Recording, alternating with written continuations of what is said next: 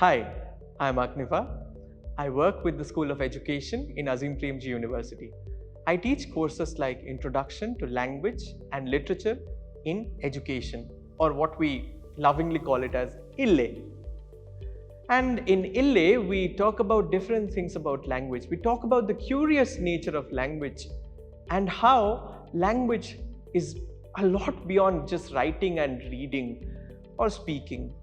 The knowledge from books, the way we look at the world, the way we understand things around us, everything is a part of language. In ILLE and in ALLP, or rather Advanced Language and Literature in Pedagogy, we talk about all of these things. We talk about how language can be taught to a person better. How can we hand over a book to a child and make sure that 10 years later, the child still loves reading books and not getting averse by books? How can we make sure that a person going to study English in a classroom in India gets the right kind of pedagogy, gets the right kind of training so that they can speak the bare minimum they need for their jobs? How can we make sure that these children who are acquiring a language can be from any part in India, any corner in India, from the northeast to Kerala, Karnataka, anywhere? How are these children acquiring their mother tongues? And mind it, mother tongue doesn't only mean the language which is spoken at home. If you go by Tove's definition of mother tongue, there can be 4 different kinds.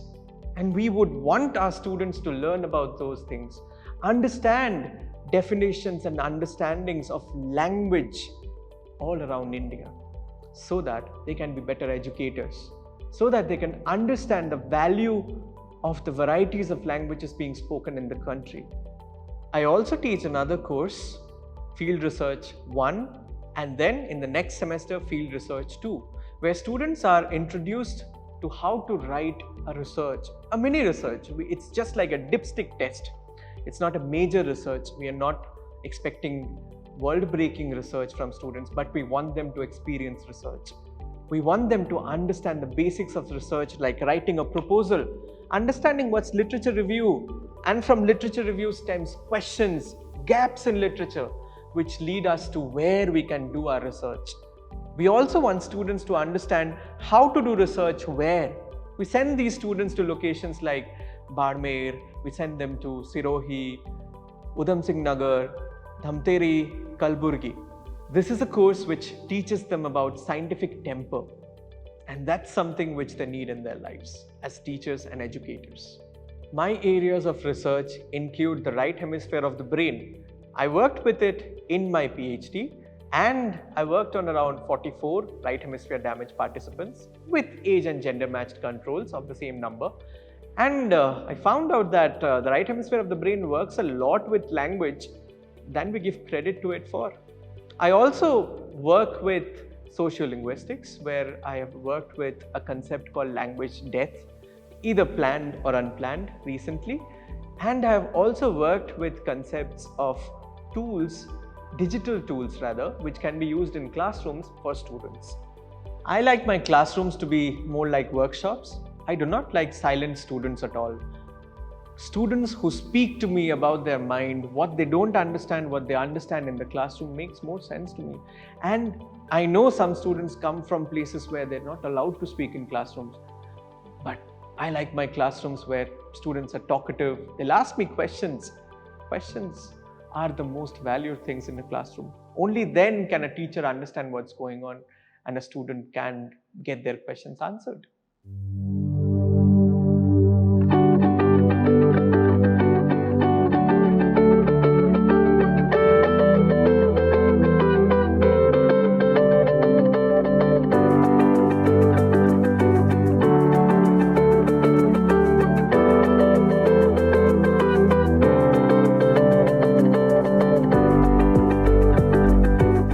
I grew up in a small town called Chinsura or Chunchura in Dutch terms, and I spent a huge part of my life there. I did my schooling from Don Bosco School, Bandel, which is next to my small town, and then I did my bachelor's from Chandanagar College or Duple College. After that, I went to Delhi And there goes from a smaller town to suddenly a metropolitan city. Huge changes in life. Getting to understand the reality of a big city and things associated with it. I did my master's, my MPhil and my PhD from there. One of the biggest reasons I think I chose linguistics is because it gives me the opportunity to look into human beings, into the mind. And it's so scientific. There is a lot of science in linguistics which involves you to understand how things are valid and reliable about linguistics. That's what takes me. From Masters to MPhil, I worked on right hemisphere damage participants for the first time. It was more like a pilot for my PhD. And in my PhD, I finally worked with right hemisphere damage participants at a hospital setting. Worked under a supervisor who was a neurologist. And I think I had a great time working on these topics. I want to carry forward these ideals from those experiences, and I want my students to experience things as well. I think I am very passionate about music. I sing. I've been a part of the faculty band here as well. I love to do photography. I have a YouTube channel, one for music and one for cinematography, and I do that as a hobby.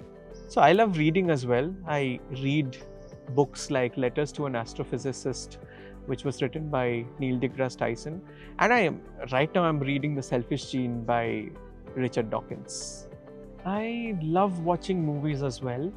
And my taste in movies are not liked by everyone. I'm into movies like Coherence, which I think came out in 2013. It's about multiple realities. It's a lot of mind-bending physics shot in 2 rooms.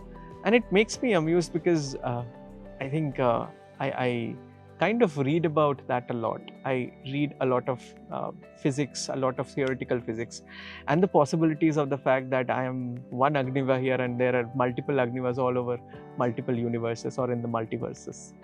If you do not find me in any of the classrooms or my cubicle, I would probably be at the top of Mysuru, sitting in one corner in the open space, because I love that space. Or if not there, you'll probably find me in front of the hinge on those benches, reading something, away from the crowd. And if nowhere else, I would probably be here itself, where you're seeing me now. While I really love teaching, I have a predilection for writing as well.